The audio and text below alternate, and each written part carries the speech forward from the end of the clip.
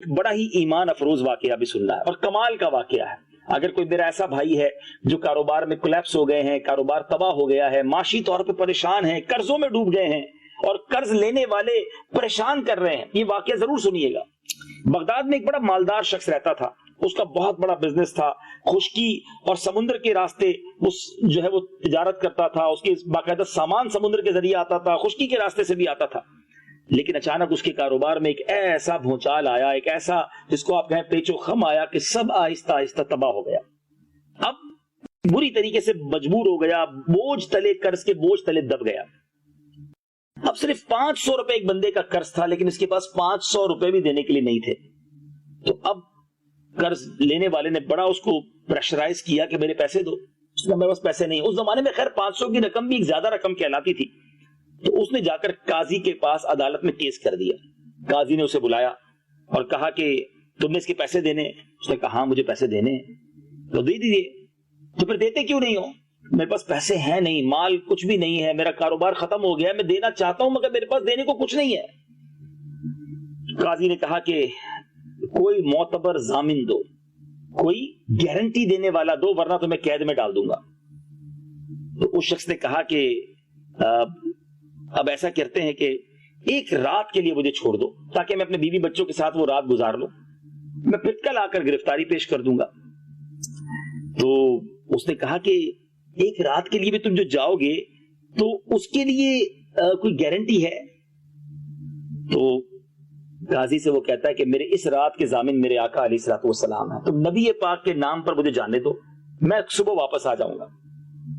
قرض خواہ جو تھا وہ بھی عاشق رسول تھا، مسلمان تھا، کہ ٹھیک ہے ایک رات کے لیے تم چلے جاؤ. نبی پاک کا نام جو لیا ہے، وہ شخص بڑا مغموم پریشان اپنے گھر آیا. بیوی بچوں نے دیکھا تو سب پریشان ہو گئے کہ بڑے غمگین ہیں. تو اس نے کہا کہ بس مجھے آج رات کی اجازت ملی ہے، صبح مجھے عدالت میں پیش ہو کر گرفتاری دینی ہے، یا 500 روپے دینے ہیں یا گرفتاری دینی ہے، رقم تو ہے نہیں. ایک رات کے لیے نبی پاک کے نام کی ضمانت لے کر، پیارے آقا کا نام ضمانت کے طور پر کہا ہے اور آیا ہوں. اب صبح مجھے واپس جانا ہے اور اپنے آپ کو گویا گرفتار کروانا ہے، شاید پھر زندگی میں باہر نہ نکل سکوں. وہ زوجہ بڑی عاشق رسول تھی. اس نے کہا کہ گھبراؤ نہیں، جب نبی پاک علیہ الصلوۃ والسلام کا تم نے نام لیا ہے نا، انہیں ضامن بنایا ہے، تو اب فکر نہ کرو، آقا ہی کرم فرمائیں گے.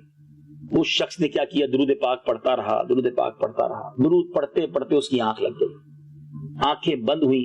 خواب میں نبی پاک علیہ الصلوۃ والسلام کی زیارت ہوئی. سرور کائنات علیہ الصلوۃ والسلام نے فرمایا بشارت ہو، صبح سویرے بادشاہ کے وزیر کے پاس جا کر کہنا کہ رسول اللہ صلی اللہ تعالی علیہ وسلم تمہیں سلام فرماتے ہیں اور تجھے حکم دیتے ہیں کہ میری طرف سے 500 دینار، ایک روایت کے مطابق یہ 500 دینار تھے، 500 دینار کا قرضہ ادا کرو، جس کے سبب سے قاضی نے مجھے قید کرنے کا حکم سنایا ہے، اور میں تو صرف رسول اللہ صلی اللہ علیہ وسلم کی ضمانت سے نکلا ہوں، میرے آقا کے نام سے میں باہر آیا ہوں. پھر پیارے آقا علیہ السلام نے وزیر کی ایک نشانی بھی بتائی کہ اس سے کہنا کہ تم ہر رات پیارے آقا علیہ السلام پر 1000 مرتبہ درود پاک پڑھتے ہو. گزشتہ رات تم گنتی بھول گئے تھے اور تمہیں شک ہوا کہ پتہ نہیں گنتی پوری ہوئی کہ نہیں. تمہیں مبارک ہو کہ تمہاری گنتی پوری تھی، اور یہ مبارک خواب دیکھ کر اب یہ آدمی بڑا خوش ہوا، بیدار ہوا. آقا نے نشانی بھی بتائی تھی. یہ وزیر کے پاس گیا، دیکھا کہ وزیر کے پاس تو بڑے مصروفیت چل رہی ہے اور خود بھی کسی گھوڑے پر سوار ہو کر کہیں جانے والا ہے. تو اس نے وزیر کو سلام کیا اور کہا کہ مجھے کسی نے تمہارے پاس بھیجا ہے، تم سے بات کرنی ہے. اس نے کہا کس نے بھیجا ہے؟ اس نے کہا میرے آقا علیہ الصلوۃ والسلام نے، رسول اللہ صلی اللہ علیہ وسلم نے بھیجا ہے. اب وہ وزیر ٹھہر گیا. اب فرمائیے کیا فرمانا. آقا علیہ الصلوۃ والسلام نے کہا ہے میرا قرض آپ ادا کیجئے. آپ کو سلام بھی فرمایا ہے اور ایک نشانی بھی بتائی ہے کہ آپ روزانہ رات کو 1000 مرتبہ پیارے آقا علیہ الصلوۃ والسلام کی بارگاہ میں درود بھیجتے ہیں، اور آپ کل رات 1000 بار درود پاک پڑھ کے کنفیوز تھے کہ گنتی پوری ہوئی کہ نہیں ہوئی. آقا نے فرمایا تمہاری گنتی پوری تھی. اللہ اکبر. وزیر نے جب یہ بات سنی تو وہ تو جھوم اٹھا، ساری باتیں سچ تھی. یعنی اس کو یہ فیلنگز تھی کہ نبی پاک کے دربار میں میرے درود قبول ہو گئے ہیں. اس نے کہا مرحبا اے پیارے آقا کے قاصد، مرحبا. اس نے کیا کیا؟ دونوں آنکھوں کے درمیان اس کے بوسہ دیا اور پہلے تو 500 دینار فوراً دے دیے کہ حضور یہ اپنا قرضہ ادا کیجیے. پھر 500 دینار اہل و عیال کے لیے دیے، 500 دینار گھریلو اخراجات کے لیے دیے، مزید 500 دینار خوشخبری سنانے کے دیے، 500 دینار سچا خواب بیان کرنے کے لیے دیے. اللہ اللہ، 2500 دینار ہاتھ میں ہے.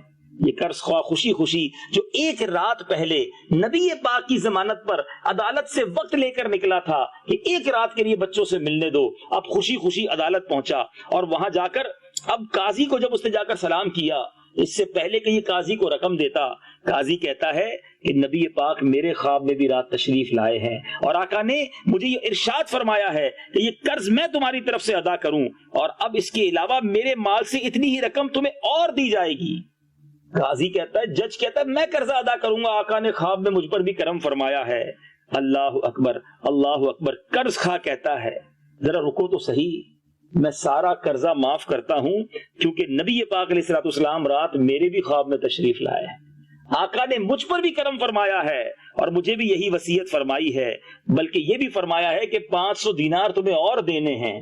اللہ اکبر۔ ادھر قاضی نے 1000 دینار دیے، جس کا قرض لوٹانا ہے وہ بھی 500 دینار دے رہا ہے، وہ شخص جس کے پاس 1 دینار نہ تھا اب 4000 دینار لے کر اپنے گھر کو لوٹ رہا ہے۔ اللہ اکبر۔ یہ درود و سلام کی برکت ہے، اس طرح بگڑی بناتے ہیں میرے آقا علیہ الصلوۃ والسلام، اس طرح کرم کے دریا بہاتے ہیں۔ اے میرے بیٹے اسلامی بھائیوں، شاید اب اعلیٰ حضرت امام اہل سنت کا وہ شعر اور اچھی طریقے سے سمجھ آئے گا کہ میرے کریم سے گر قطرہ کسی نے مانگا، میرے کریم سے گر قطرہ کسی نے مانگا، دریا بہا دیے ہیں در بے بہا دیے۔ مانگنے والا ہونا چاہیے۔ جھولی ہماری تنگ ہے، تیرے یہاں کمی نہیں، ہماری جھولیاں تنگ ہیں، ہمیں مانگنے ہی نہیں آتا۔ اتنا دیا سرکار نے مجھ کو، اتنی میری اوقات نہیں، یہ تو کرم ہے ان کا، ورنہ مجھ میں تو ایسی بات نہیں۔ اگر آپ پریشان ہیں، قرضے میں ڈوبے ہوئے ہیں، یہ کرم آج بھی ہو سکتا ہے۔ ایسا نہیں کہ یہ کرم ہو چکے اور اب دروازہ بند ہو گیا، نہیں، ان کا فیضان، ان کا کرم آج بھی جاری ہے، لیکن بس وہ دل چاہیے، وہ کیفیت چاہیے، وہ کنیکٹیوٹی چاہیے، وہ درود پاک پڑھنا چاہیے۔ آج بھی اپنے آقا کو تڑپ کر پکاریے، وہ ضرور کرم فرمائیں گے۔ فریاد امتی جو کرے حال زار میں، ممکن نہیں کہ خیر بشر کو خبر نہ ہو، واللہ وہ سن لیں گے، فریاد کو پہنچیں گے، اتنا بھی تو ہو کوئی جو آہ کرے دل سے۔ بہرحال مدنی چینل کے ناظرین، درود پاک پڑھتے رہیے، انشاءاللہ مشکلیں ضرور ٹلیں گی، کیونکہ ہر درد کی دوا ہے۔ صلی علی محمد صلی اللہ علیہ وسلم۔ مدنی چینل دیکھتے رہیے، اگلے سلسلے میں کچھ اور احادیث، کچھ اور واقعات لے کر حاضر ہوں گے، آپ کے دل کے تاروں کو پھر چھیڑیں گے تاکہ مزید عشق رسول کی شمع روشن ہو اور درود پاک پڑھنے کا شوق پیدا ہو۔ صلو علی الحبیب صلی اللہ تعالی علی محمد صلی اللہ علیہ وسلم۔